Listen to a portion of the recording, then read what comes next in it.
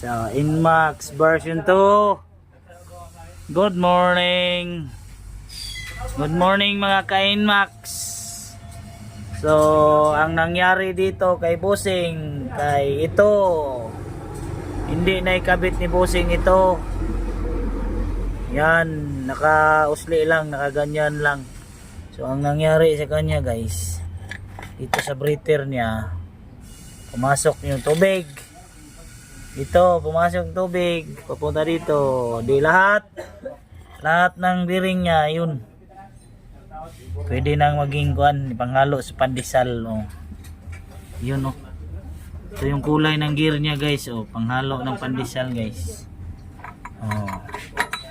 Yun, oh. Oh. Diba? Ito pa. Uy, matigas na. Uy, magahi na masyado.